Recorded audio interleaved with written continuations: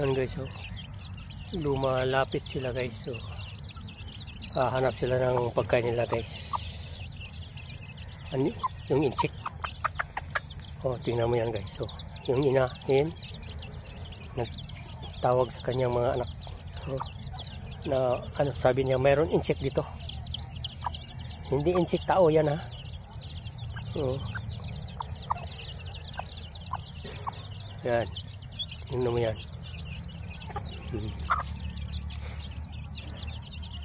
Masaya talaga sila guys, at saka masaya din tayo kung maganda ang ano nila, yung kalusugan. So yan, parang tao din yan guys.